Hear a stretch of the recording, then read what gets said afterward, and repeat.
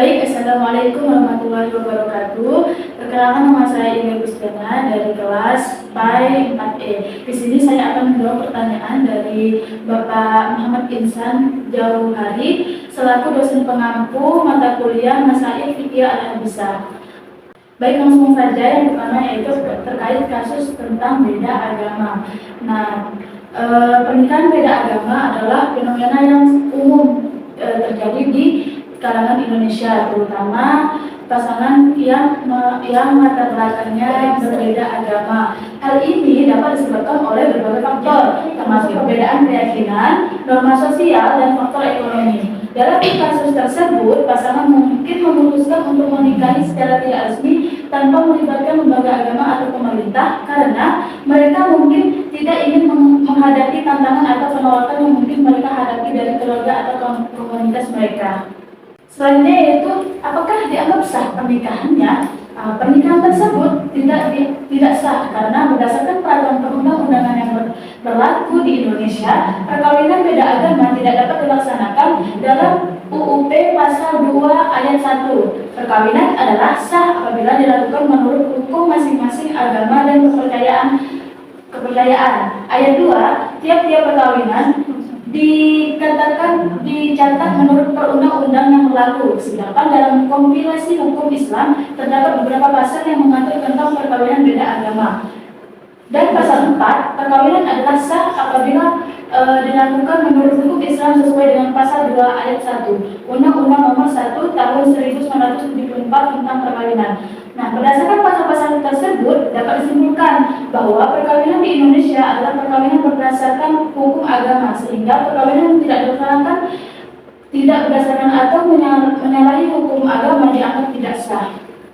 Nah, selanjutnya yaitu bagaimana Undang-Undang Republik Indonesia mengatur kasus nikah beda agama dan bagaimana hukum Islam berpandangan. Nah, dalam Undang-Undang perkawinan beda agama bukan lagi termasuk perkawinan campuran dan tidak diatur secara tegas. Biasanya masalah perkawinan beda agama ini dikaitkan dengan pasal 2 ayat 1 tadi yang saya jelaskan yang sebelum tadi. Nah, bahwa perkawinan adalah sah apabila dilaksanakan menurut hukum masing-masing agamanya dan kepercayaan itu. Berdasarkan pasal ini, maka jika suatu hukum agama di Indonesia melarang perkawinan antara pemeluk agama yang berbeda, maka undang-undang perkawinan juga menganggap perkawinan tersebut tidak sah, sehingga perkawinan beda agama berarti juga tidak sah.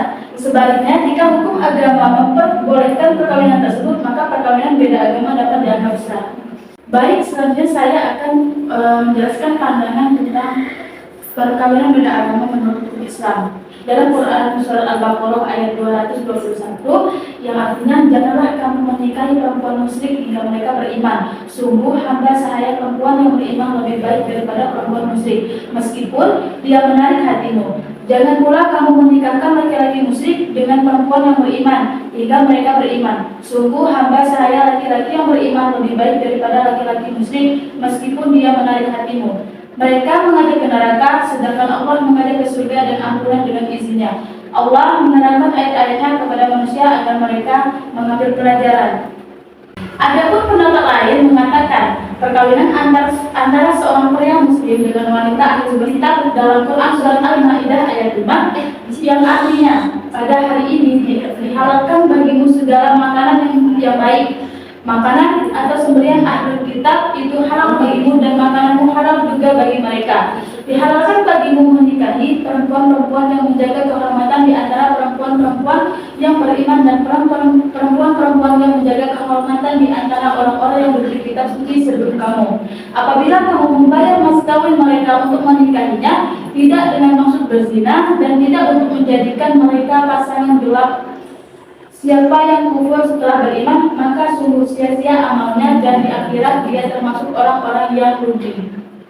Imam Ibnu Hazm dalam kitabnya Al-Muhalla menyatakan bahwa seorang laki-laki muslim diperbolehkan untuk menikahi wanita non-muslimah bukan dari kalangan muslim namun dari kalangan ahli kitab. Sedangkan wanita muslimah haram menikahi dengan laki-laki dari kalangan non-muslim, entah itu dari kalangan muslim ataupun ahli kitab. Hal ini dikarenakan tidak adanya petunjuk sama sekali yang membolehkannya. Selanjutnya menjawab pertanyaan tentang poligami.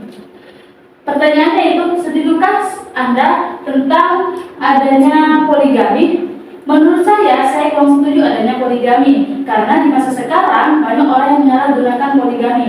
Banyak laki-laki yang belum memahami dengan baik persyaratan poligami dalam Islam, sehingga dapat mengakibatkan penyalahgunaan praktik tersebut. Dan tindakan poligami seringkali tidak mengikuti prosedur yang ditetapkan, menciptakan kesulitan bagi masyarakat untuk mematuhinya. Sebagai contoh, di Indonesia, seorang pria yang berkeinginan untuk menikahi lebih dari satu perempuan seharusnya memperoleh izin dari pengadilan agama. Akan tetapi, ada kemungkinan beberapa laki-laki tidak mematuhinya. Sehingga itu, bagaimana sih pandangan hukum negara, undang-undang, dan hukum Islam terkait kasus poligami? Nah, dalam undang-undang perkawinan mendukung dengan adanya poligami.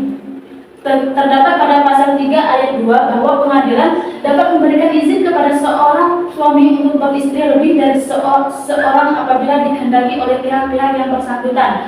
Alasan perkawinan poligami dijelaskan pada pasal 4 ayat 2 Undang-Undang Perkawinan bahwa pengadilan dimaksud dalam ayat 1. Pasal ini hanya memberikan izin kepada seorang suami yang akan beristri lebih dari seorang. Yang pertama itu istri tidak dapat menjalankan kewajibannya sebagai istri. Yang kedua, istri mendapatkan cacat atau penyakit yang tidak dapat disembuh. Yang ketiga, istri tidak dapat melahirkan keturunan. Dan juga dalam pasal 5 Undang-Undang Perkawinan menetapkan syarat-syarat yang harus dipenuhi bagi suami yang akan melakukan poligami, yaitu yang pertama, adanya persetujuan dari istri-istri. Yang kedua, adanya kepastian bahwa suami mampu menjamin keperluan hidup istri-istri dan anak-anak mereka. Yang ketiga, adanya jaminan bahwa suami akan berlaku adil terhadap istri-istri dan anak-anak mereka. Nah, adapun menurut hukum Islamnya ialah dalam hukum Islam, poligami merupakan suatu proses kepemimpinan laki-laki atau suami dalam rumah tangganya. Apabila seorang suami yang poligami tidak mampu melaksanakan prinsip keadilan dalam rumah tangga, ia tidak mungkin melaksanakan keadilan jika menjadi seorang pemimpin masyarakat. Seperti dalam surat An-Nisa ayat 3 yang artinya jika kamu khawatir tidak akan mampu berlaku adil terhadap hak-hak perempuan yatim, nikahilah perempuan lain yang kamu senangi, 2, 3, atau 4. Akan tetapi, jika khawatir tidak akan mampu berlaku adil, nikahilah seorang saja atau hamba sahaya perempuan yang kamu miliki. Yang demikian itu lebih dekat untuk tidak berbuat zalim. Oleh karena itu, poligami hanya diperbolehkan bagi orang-orang yang terpaksa serta meyakini bahwa dia sanggup berlaku adil. Selanjutnya yaitu tentang aborsi. Dalam pandangan saya terkait aborsi dan bagaimana pandangan para ulama terkait dengan hal tersebut. Nah, pandangan saya terkait aborsi yaitu aborsi adalah proses mengakhiri kehamilan sehingga janin tidak lahir. Itu bisa dilakukan dengan obat-obatan atau prosedur bedah. Orang-orang memiliki pandangan yang berbeda tentang aborsi. Beberapa orang percaya bahwa aborsi adalah hak wanita untuk membuat keputusan tentang tubuh mereka sendiri. Sementara saya menganggapnya sebagai pembunuhan karena janin juga merupakan kehidupan manusia yang berkembang. Adapun menurut pandangan ulama menjelaskan pengertian tersebut dengan berbagai macamnya, yang diantaranya adalah sebagai berikut. Yang pertama yaitu mazhab Hanafi. Sebagian besar dari fuqaha Hanafiyah berpendapat bahwa aborsi diperbolehkan sebelum janin terbentuk, tetapi harus disertai dengan syarat-syarat yang rasional. Fuqaha Hanafi memperbolehkan abortus sampai habisnya bulan keempat. Mereka bahkan memberi hak kepada kaum wanita untuk melakukan abortus tanpa seizin suami dengan syarat harus disertai alasan yang tepat. Selanjutnya yaitu mazhab Hambali. Dalam pandangan jumhur ulama Hambali, janin boleh digugurkan dalam pandangan jumhur ulama Hambali, janin boleh digugurkan selama masih dalam bentuk segumpal daging, belum berbentuk anak manusia.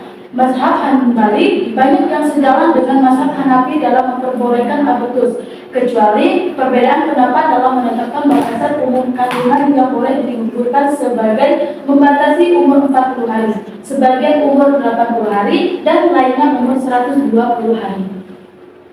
Yang ketiga yaitu mazhab Syafi'i. Imam Al-Ghazali, salah seorang ulama dari mazhab Syafi'i yang beraliran sufi, beliau sangat tidak menyetujui penyerapan janin walaupun baru konsepsi, karena menurutnya kehidupan itu berkembang dan dimulai secara bertahap demi tahap, sehingga pembunuhan setelah sel sperma membuahi sel telur adalah pembunuhan karena memutus kehidupan atau perkembangan janin.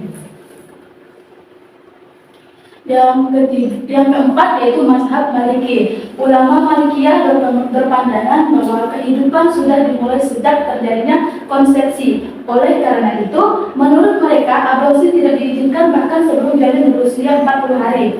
Fuqaha Maliki secara mutlak melarang abortus seperti yang lain-lain mereka. Mereka juga berpendapat bahwa janin bukanlah manusia sebelum ditiupkan roh kepadanya. Kendati begitu, karena sperma sekali dituangkan dan terwadahi dalam rahim, ditumbuhkan dan ditentukan untuk mendapatkan ruhnya, maka ia harus dilindungi. Selanjutnya, bagaimana jika melakukan aborsi dengan alasan terindikasi bahwa anak yang lahir nanti cacat? Apakah boleh atau haram?